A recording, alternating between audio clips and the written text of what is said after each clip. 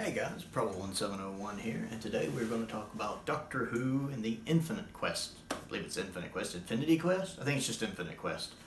It's interesting to finally watch this one, because I did pick up the Doctor Who Complete David Tennant Collection, the US release, which had that on it.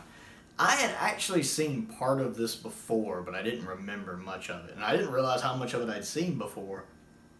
Because the main thing I remembered from it was the Doctor talking to the camera in that pirate voice. Har, Captain, har, har, har, Dr. Wise or Vile or whatever, Dr. Vile. And Martha butting in going, har, har. I remembered that because that's used against them just a couple minutes later when they're in the prison. They replay that scene. And that part stuck in my head, but I could have sworn it was from like the beginning of the episode. And it turns out it's a really good chunk into the story.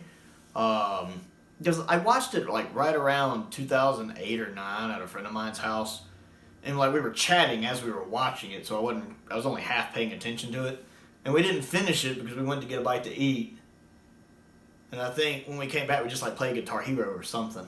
I forget exactly, but we never finished it.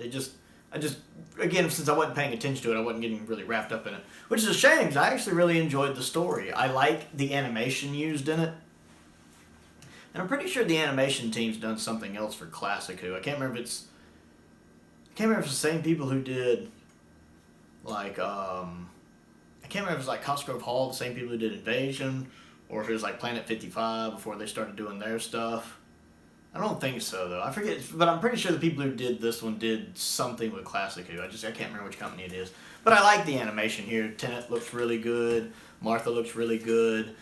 The villain, the pirate guy, kind of looks like he belongs in Classic Who with his design, with the hook and the bandages. He looks like he would have been... He has this kind of campy look that just screams Classic Who to me, which I enjoyed.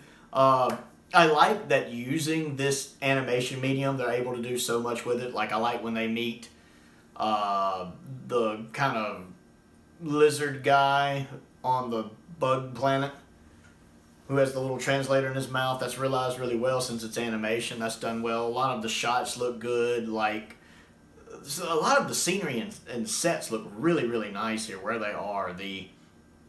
I love when they go in the bug world and that little scene when all the green lights are just swarming around them. The little, like, light bugs or fireflies or whatever are just kind of swarming around them. That looks really, really neat. And the colors really, really pop. Especially on that scene, but in the whole animation in general, the colors really pop.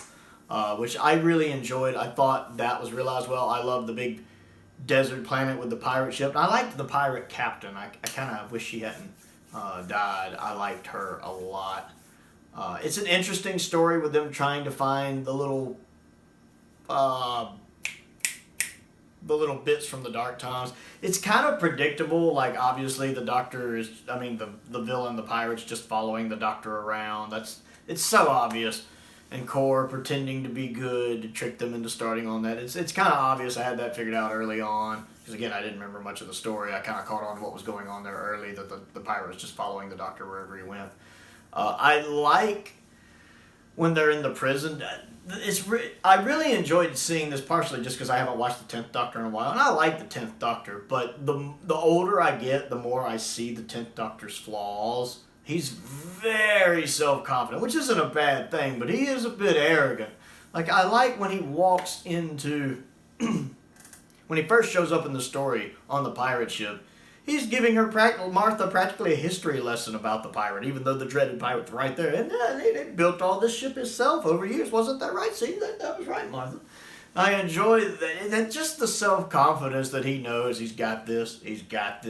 It's something, it's weird because it's a character flaw in a way, and it's a character virtue in a way. It's really weird to describe that. Like, part of the problems with the 13th Doctor is she doesn't have that confidence. I've complained about the 13th Doctor. One of my big issues with her is she is always on the back foot. She's always, 30,000 steps behind what's going on. She's always playing catch up. Whereas here, the 10th Doctor's 5 steps ahead of everybody. He knows exactly what's going on. Like, at the very beginning, he already knows what he's going to do with the little gold spoon. He's 5 steps ahead of this dreaded pirate villain. And even when he goes to the prison later, when he sets it up, he knows he's going to get caught. This is a prison planet. How? And then the bars come. He goes, see? When he gets put into the cell, he already has an escape plan. It's not like the 13th Doctor when she gets stuck in a prison for 50 years. No, the 10th Doctor's out in 5 minutes because he's the 10th Doctor. He's confident, baby. He goes into this maximum security prison knowing exactly what he's doing, what he's going to do, how he's going to get out. He's already got all that in his head. And boom, he's out 5 minutes. Confidence. And it's really sitting here getting me going. I remember why I like the 10th Doctor. Even if that could also be considered a flaw, I remember why I like the 10th Doctor. And plus, just the voice work here is good. Tennant is great. Freema is great. I like all of the guest acting here. I think the voice work is really, really good. I enjoy the flow of the story. I like the idea of something from the dark times, being this dangerous there. I love the drawing of the creepy old looking ship on the asteroid. I love the way they draw that. It looks really neat. And I love the fact that at the end, the danger's already passed. Whatever was there has died out and faded for the most part. It's just the last little lingering echoes of the power that used to be there. It's all that remains, so all you really see is an illusion. That's pretty neat. I liked Kor the bird. I like the way he talks. Kor's been a dirty bird. I love that voice acting. And I love the way he's drawn. Looks really, really, really good. And you feel bad for him when he's dying. And even Tennant's like, there's nothing I can do for him. That's such a touching moment. It actually kind of gripped me. For this character, I don't really know. So that's done really well. I liked Kor, whatever his name was. I liked him. It does kind of show a little more about how Tennant doesn't quite do right by Martha, in my opinion. He doesn't quite do her right, because he obviously has to know she likes him. I mean, this thing is supposed to show you what your heart most desires, and an image of him appears before her. So, and he sees that. He has to know. And the fact he never acknowledges that, he just kind of ignores it, you could really look at that as kind of a toxic relationship. And one of the things I like about Martha is that's why she chooses to leave when she does. She tells him that, when she leaves, you like somebody, and I had a friend who liked somebody, and he never noticed, so she got out. This is me getting out. Good for her. Good for her to realize that wasn't good for her, because she was never going to get what she wanted. She was never going to be Rose, no matter what. And she got out, and that's great character development there.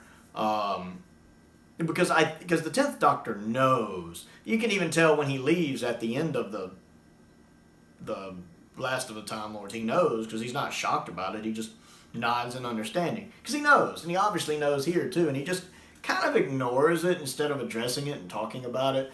And that's kind of bad on his part. So anyone. I knocked the 13th Doctor for not having that conversation with Graham when he's scared about his cancer, and that's one of the issues I have with her. But I gotta admit, Tennant kind of does that here too, because that kind of is something they need to talk about, and he just kind of doesn't. And that's kind of a knock on his character flaws as well. All of that being said, though, I found it a nice adventure. I could have sworn it was longer than it was. It's only like 48 minutes. And I could have thought I just thought it was longer than that. But it's a great 10th Doctor story. It was nice to kind of see a 10th Doctor story that I hadn't fully seen before and I didn't really remember much of, because really that little pirate bit's all I remembered.